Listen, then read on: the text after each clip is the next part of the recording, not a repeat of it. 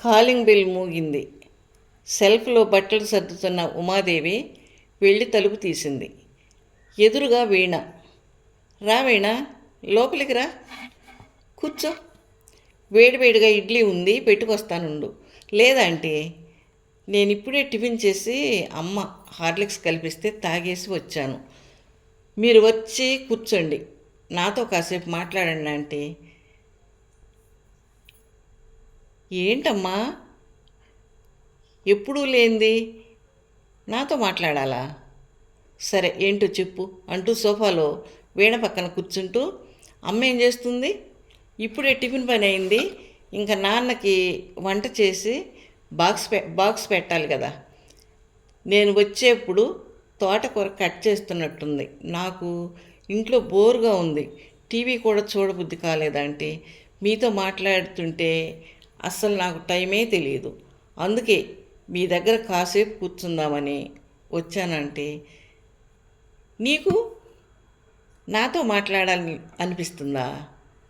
నాతో మాట్లాడాలనిపిస్తుందా? అక్క అన్నయ్య ఏమంటారో తెలుసా? అమ్మా, కాసేపు అయినా మాట్లాడడం ఆపవా? నీ వాగుడు దెబ్బకి ఇంట్లో ఉండాలంటే భయపడి చస్తున్నాం అంటారు. మా అమ్మనైతే నేను అలానే అంటానంటే. వీణ, పెద్దల మాట సద్ది మూటని సామెతలా పెద్దవాళ్ళ మాటకి పిల్లలు విలువ గౌరవాన్ని ఇవ్వాలి, విసుక్కోకూడదమ్మా.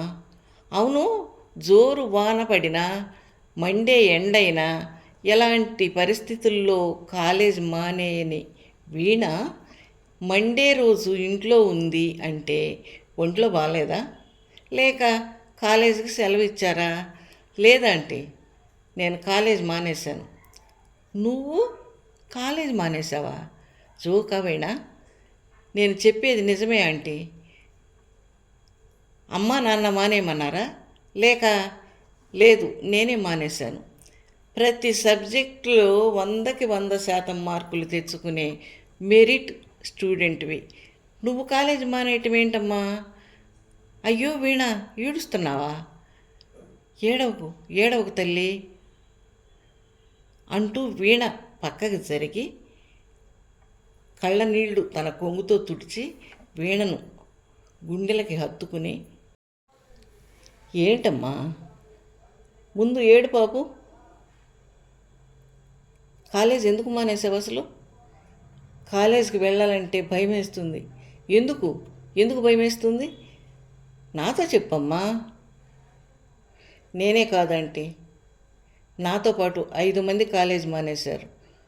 అవునా? అదే మీరందరూ కాలేజీ ఎందుకు మానేశారు? నువ్వెలా చెప్తుంటే నాకు ఆందోళనగా ఉంది వీణ. నా దగ్గర దాపరికం ఎందుకు, చెప్పమ్మా. మా కాలేజీలో అబ్బాయిల ఆగడాలు రోజు రోజుకి మితిమీరిపోతున్నాయా అంటే. తన ప్రేమను కాదన్నదని ఒకడు మా ఫ్రెండు వేదాన్ని కత్తితో పొడిచాడు. ఇంకొకడు వెంటపడి కత్తి తీసుకొని వెంటపడ్డాడు. ఇంకొకడు యాసిడ్ బాటిల్తో వెంటపడి మొహాన యాసిడ్ పోశాడు. వేరొకడు బస్ స్టాప్లో బస్ కోసం ఎదురు చూస్తున్న అమ్మాయిని కిడ్నాప్ చేశాడు. ఆ కిడ్నాప్కి గురైన ఆ అమ్మాయి ప్రాణంతో ఉందో చనిపోయిందో తెలియని పరిస్థితి అంటే. కాలేజీకి వెళ్ళాలంటే భయం అవుతుందంటే. జరిగిన సంఘటనల్ని మర్చిపోలేకపోతున్నాను. కాలేజీకి వెళ్ళాలి అనే ఆలోచన మనసులోకి వస్తేనే వెన్నులో నుండి వణుకు పుడుతోంది. వెన్నులో నుండి వణుకుతో కూడుకున్న భయం అంటే. అంతలో ఉమాదేవికి ఫోన్ వచ్చింది. టీపై మీదున్న ఫోన్ అందుకుని హలో అంటూ ఏదో మాట్లాడి ఫోన్ కట్ చేసి, వీణా, ఫోన్ నీకే, రాజమండ్రి నుండి మీ మేనత్త వాళ్ళు వచ్చారట. మీ మమ్మీ నిన్ను త్వరగా ఇంటికి రమ్మంటున్నారు. సరే వస్తాను ఆంటీ. నువ్వు కాలేజీలో జరిగిన విషయాల గురించి ఆలోచించకు. మీ మేనత్త వాళ్ళతో సంతోషంగా ఉండు. అలాగే ఆంటీ అంటూ కళ్ళు తుడుచుకుంటూ వెళ్ళిపోయింది వీణ. కాలింగ్ బెల్ మోగింది. వెళ్ళి డోర్ తీసింది వీణ. ఎదురుగా ఉమాదేవి. ఆంటీ లోపలికి రండి, కూర్చోండి. మమ్మీ డాడీ అత్తయ్య వాళ్ళను సాగనంపటానికి స్టేషన్కి వెళ్ళారు. నేను వచ్చింది నీకోసమే, అమ్మా నాన్న కోసం రాలేదు. ఫోన్ చేస్తే నేనే వచ్చేదాన్ని కదా ఆంటీ. పర్లేదు, రేపు నా పుట్టినరోజు. నాకు తెలుసు కదా ఆంటీ, అంకుల్ ఆఫీస్ పని మీద ముంబై వెళ్ళారు. నా పుట్టినరోజు వేడుక నువ్వు నీ ఫ్రెండ్స్ మధ్య జరుపుకోవాలని నా కోరిక. నువ్వు నీ ఫ్రెండ్స్ అందరికీ ఈ విషయం చెప్పి సండే రోజు మీ ఫ్రెండ్స్ అందరినీ తీసుకుని మా ఇంటికి రావాలి. నీ దగ్గర ఉన్న నీ ఫ్రెండ్స్ అందరికీ ఫోన్ చెయ్యి. నీ దగ్గర లేని మీ ఫ్రెండ్స్ నంబర్లు వాళ్ళ దగ్గర ఉంటే ఆ నంబర్లకు ఫోన్లు చెయ్యి. వాళ్ళను పిలవమను. నువ్వు ఎలా పిలుస్తావో నాకు తెలియదు. ఫస్ట్ ఇయర్, సెకండ్ ఇయర్ అమ్మాయిలు మొత్తాన్ని మా ఇంటికి తీసుకురావాలి. వాళ్ళను మా ఇంటికి తీసుకొచ్చే బాధ్యత మాత్రం నీదే వీణ. ఎప్పుడూ లేనిది ఎందుకంటే మీరు ఇలా? ఇంట్లో అంకుల్ లేరు, అక్క అన్నయ్య వచ్చే వీలు లేదని ఫోన్లోనే అడ్వాన్స్గా ఇంగ్లీష్లో శుభాకాంక్షలు చెప్పేశారు. అందుకే సరే ఆంటీ, ప్రయత్నిస్తాను. ఎంతమంది వస్తే అంతమందిని తీసుకురా. ఎంతమంది వస్తే అంతమందిని తీసుకొస్తాను ఆంటీ, సరేనా? మీరు ఒక్క నిమిషం కూర్చోండి. మమ్మీ అత్తయ్య వాళ్ళ కోసం గారెలు పాయసం చేసింది, మీకు పెట్టి వస్తా. ఇప్పుడేం వద్దు వీణా, నేను టిఫిన్ చేసేసి వచ్చాను. నాకు చాలా పని ఉంది, నేను ఇంక వెళ్తాను. అన్నట్టు వీణ, మీ ఫ్రెండ్స్ అందరితో మాట్లాడిన తర్వాత ఒక్కసారి నాకు కాల్ చేయి, సరేనా? ఉంటాను వీణ అంటూ లేచి వెళ్ళిపోయింది ఉమాదేవి. అమ్మాయిలు, నా ఆహ్వానాన్ని మన్నించి వీణ ఫోన్ చేయగానే మీరందరూ మా ఇంటికి వచ్చారు.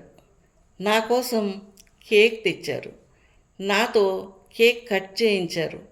చక్కగా మాట్లాడుతూ అంత్యాక్షరి పాటల పోటీ పెట్టి ఒకరికి మించి ఒకరు పోటీ పడి మరీ పాటలు పాడి నా పుట్టినరోజు చెప్పలేనంత సంతోషాన్ని నాకు మిగిల్చారు. నాకు ఊహ తెలిసిన తరువాత ఎన్నో పుట్టినరోజులు జరుపుకున్నాను. నాకు మీ అందరి ముందు జరుపుకున్న ఈ పుట్టినరోజు మరువలేనిదిగా, ఎప్పటికీ గుర్తుండిపోయేలా మీ అందరి ఆప్యాయత అభిమానాల నడుమ నేను ఉక్కిరి బిక్కిరి అయ్యేలా చేశారు. అందుకు నేను మీ అందరికీ ధన్యవాదాలు. నేను పెద్దదాన్నైనా పిల్లలైన మీ అందరికీ ధన్యవాదాలు తెలుపకుండా ఉండలేకపోతున్నాను. ఏంటంటే మీరు మాత్రం మా కోసం కష్టపడి ఎన్ని పిండి వంటలు చేశారు. మా అమ్మ వాళ్ళ కన్నా మిన్నగా దగ్గరుండి కొసరి మరీ తినిపించారు. ఇలాంటి ఆతిథ్యాన్ని ఇచ్చినందుకు మేము ముందు మీకు కృతజ్ఞతలు చెప్పాలి. అరే అమ్మాయిలు, ఇష్టమైన వారి కోసం కష్టపడటంలో సంతోషంతో కూడిన తృప్తి ఉంటుందిరా. ఆంటీ, మీరు సమాజంలో అమ్మాయిలు ఎదుర్కొంటున్న సమస్యల మీద పాటలు రాశారట. ఆ పాటలు మీరే చక్కగా పాడతారట. వీణ చెప్పింది. ప్లీజ్ మా కోసం ఒక్క పాట పాడండి అని అడిగింది మధుర. ఆంటీ, ఇది నా ఒక్కదాని మాట కాదు, వీళ్ళంతా కలిసి నన్ను అడగమన్నారు. వాళ్ళందరి మాట అన్నమాట. అమ్మాయిలు నన్ను పాట పాడమని అడిగినా అడగకపోయినా మీరు వెళ్ళే ముందు ఒక పాట అయినా మీ ముందు పాడి వినిపించాలి అనుకున్నాను. తప్పక నేను రాసిన పాట ఒక పాట వినిపిస్తాను మీకు. పాడులోకం చెల్లి, జరభద్రం నువ్వు జరభద్రం ఓ తల్లి. పాడులోకం చెల్లి, జరభద్రం నువ్వు జరభద్రం ఓ తల్లి. కమ్ముకొచ్చే కారు మబ్బులు చిమ్ముతాయి విషపు జ్వాలలు. కమ్ముకొచ్చే కారు మబ్బులు చిమ్ముతాయి విషపు జ్వాలలు. ఆచి చూసి నువ్వు అడుగేయి, లేకుంటే నీ జీవితం కథమోయి. ఆచి చూసి నువ్వు అడుగేయి, లేకుంటే నీ జీవితం కథమోయి. నువ్వు నడిచే దారుల్లో ముళ్ళ కంపలే, పడగ విప్పి బుస కొట్టే పాము పుట్టలే. నువ్వు నడిచే దారుల్లో ముళ్ళ కంపలే, పడగ విప్పి బుస కొట్టే పాము పుట్టలే. పాడులోకం చెల్లి, జరభద్రం నువ్వు జరభద్రం ఓ తల్లి. ఐ లవ్ యు అంటారు, కాదంటే చంపేరు. ఐ లవ్ యు అంటారు, కాదంటే చంపేరు. అందంగా పుట్టడమే నీ నేరమా, 16 ప్రాయం నీకు శాపమా. అందంగా పుట్టడమే నీ నేరమా, 16 ప్రాయం నీకు పాపమా. అమ్మ నాన్న కష్టమంతా కాసులుగా పోగేసి, కట్న కానుకలిచ్చి అత్తారింటి కంపితే. అమ్మ నాన్న కష్టమంతా కాసులుగా పోగేసి, కట్న కానుకలిచ్చి అత్తారింటి కంపితే. ఆశల పల్లకిలో ఊహల ఊయల్లో, ఆశల పల్లకిలో ఊహల ఊయల్లో. మనసంత సంతసంగా అత్తింట్లో అడుగెడితే, మనసంత సంతసంగా అత్తింట్లో అడుగెడితే. అత్త ఇంక కట్నమని కుక్కలారిసిన, తాగుబోతు భర్త రోజు తాగొచ్చి తన్నినా. అత్త ఇంక కట్నమని కుక్కలారిసిన, తాగుబోతు భర్త రోజు తాగొచ్చి తన్నినా. కర్మను కొని నువ్వు గమ్మునుంటివే, వినికిడి ఉండి నువ్వు మోగవైతివే. కర్మను కొని నువ్వు గమ్మునుంటివే, వినికిడి ఉండి నువ్వు మోగవైతివే. నీ ఆత్మఘోషకు సముద్రమే నిశ్శబ్దమై, నీ మనసు వేదన అరణ్యరోదనైతే. నీ ఆత్మఘోషకు సముద్రమే నిశ్శబ్దమై, నీ మనసు వేదన అరణ్యరోదనైతే. అందుకే నా తల్లి చదువుకోవే చెల్లి, అందుకే నా తల్లి చదువుకోవే చెల్లి. చదువుంటే నీ చెంత లేదమ్మ నీకు చింత, చదువుంటే నీ చెంత లేదమ్మ నీకు చింత.